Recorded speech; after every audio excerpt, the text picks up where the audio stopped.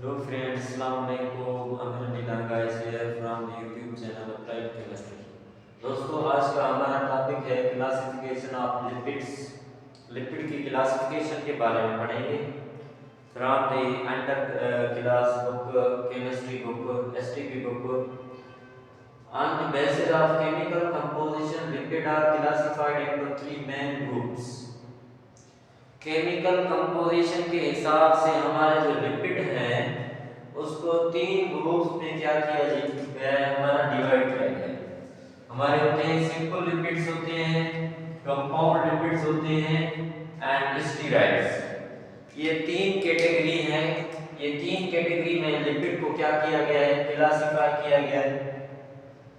Lipids का मैंने आपको पहले यूजेस बताया था कि लिपिड्स हमारी डेली लाइफ में उसका बहुत अहम किरदार होता है। वो सेल को मेंटेन करने में, उसकी स्ट्रक्चर, उसकी शेप मेंटेन करने में वो हेल्पफुल साबित होते हैं और वो एक्ट करते हैं as a good insulator for the body. In the adipose tissues of the cell lipids are stored. In the lipids, the large amount of energy is stored.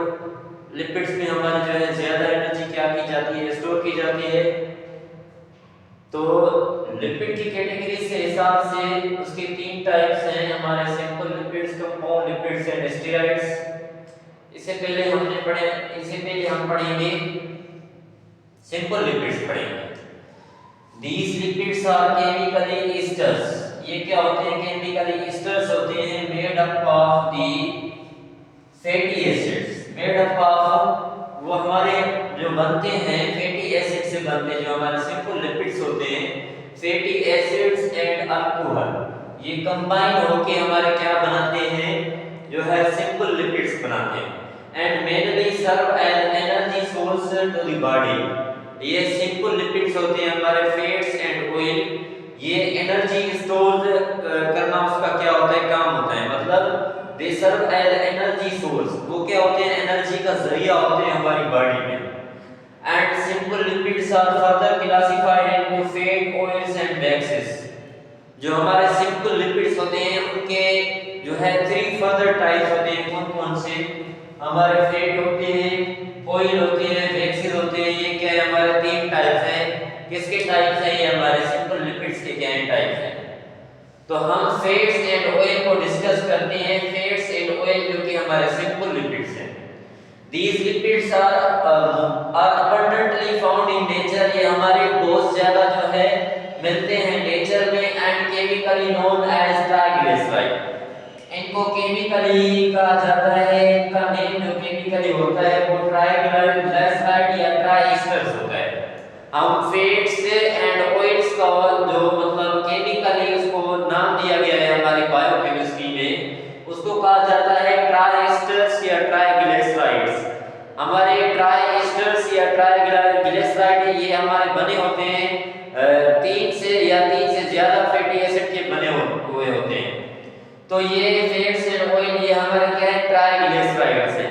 इसके बिल्डिंग कंपोनेंट्स हमारे क्या होते हैं, लिपिड्स होते हैं। ये लिपिड्स कंबाइन होके हमारे क्या बनाते हैं, जो हमारे फैटी एसिड जो हैं, फैट्स एंड ऑयल, ये हमारे कंबाइन कॉम्बिनेशन होता है किसका, फैटी एसिड का। फैटी एसिड तीन या तीन से ज्यादा फैटी एसिड हमारे कंबाइन होके क्या बनाते हैं, in the presence of glycerol.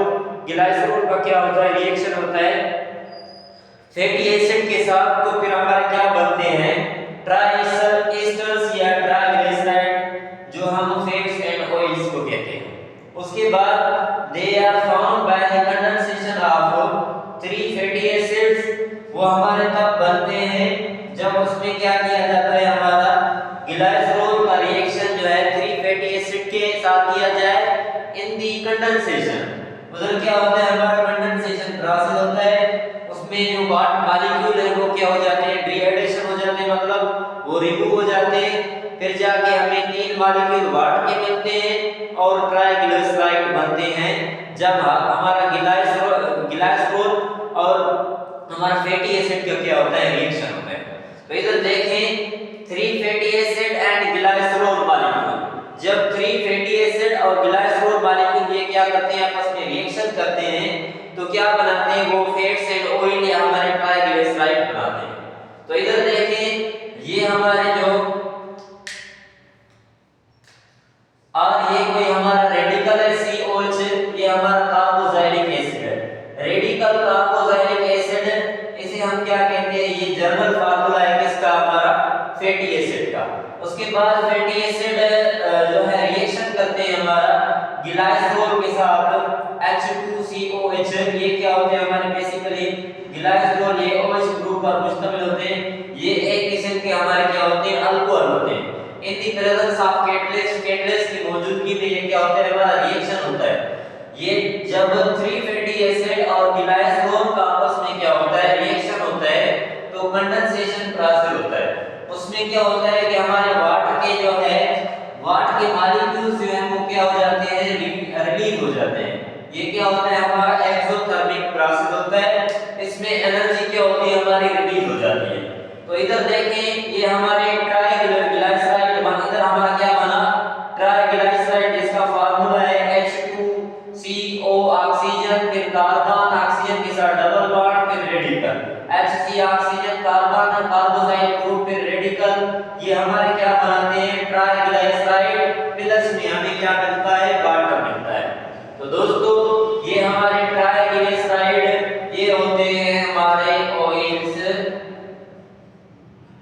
या हमारे होते हैं फैट्स होते हैं। इट मींस जब हमारे 3 फैटी एसिड का रिएक्शन ग्लाइसरॉल के साथ होता है इन प्रेजेंस ऑफ कैटलिस्ट, उसको हीट प्रोवाइड की जाती है, तो इधर हमें क्या मिलते हैं, ट्राइग्लिसराइड। प्लस में वाटर क्या हो जाता है, रिहाइड्रेशन प्रोसेस होता है, कंडेंसेशन प्रोसेस होता है।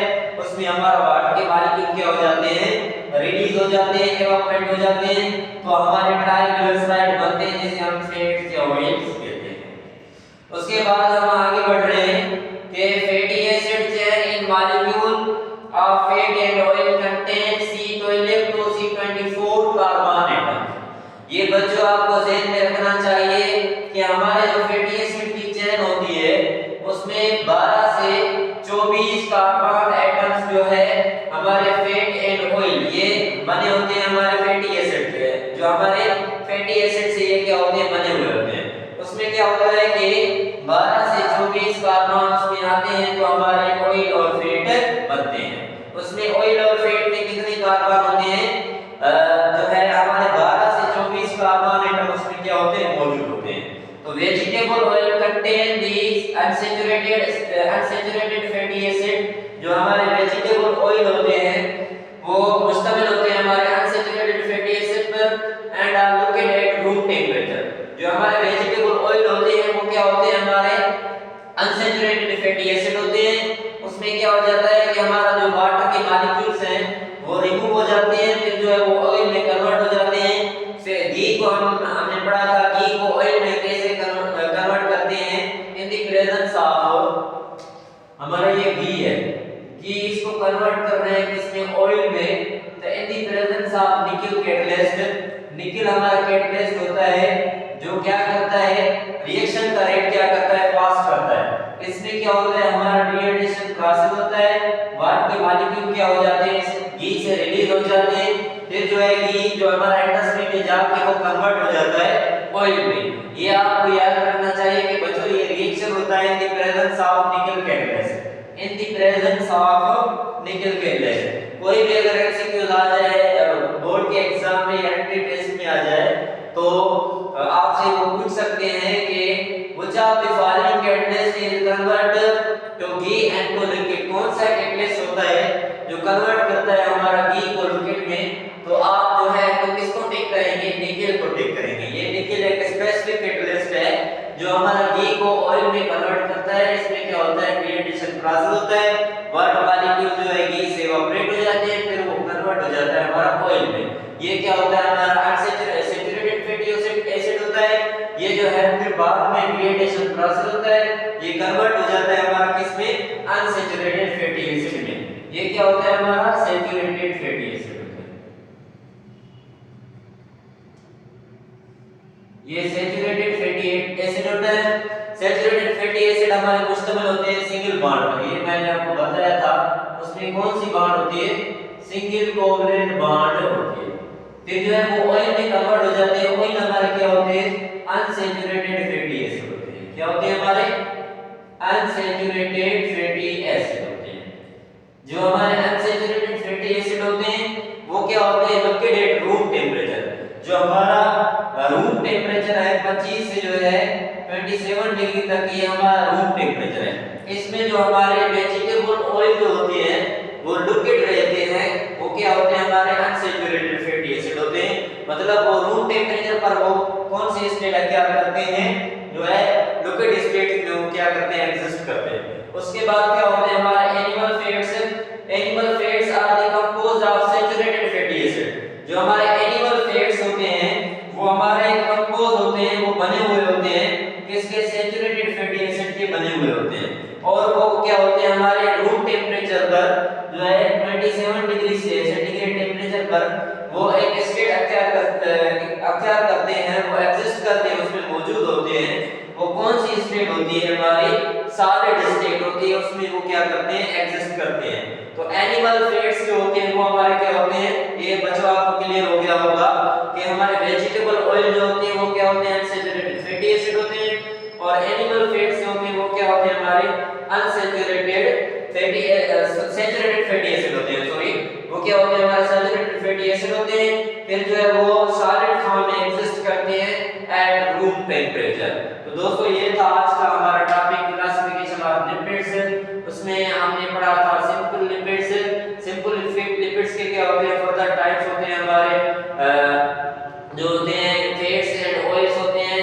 जो हमारे स्टेरॉइड्स होते हैं ये किसके टाइप्स होते हैं, हमारे सिंपल लिपिड्स, कंपाउंड लिपिड्स। ये लिपिड्स के क्या होते हैं, तीन मेन ग्रुप्स होते हैं। सिंपल लिपिड्स के हमारे कितने टाइप्स होते हैं, उसको जो है कैटेगरीज में डिवाइड किया जाता है। वो कौन से होते हैं, हमारे जो है फैट, ऑयल एंड मिक्सेस। ये तीन टाइप्स किसके होते हैं, सिंपल लिपिड्स के होते हैं। तो दोस्तों उम्मीद है कि आपको ये अच्छी तरह समझ में आ गया होगा। अगर कोई क्वेश्चन है तो आप कमेंट सेक्शन में पूछ सकते हैं। Thanks a lot.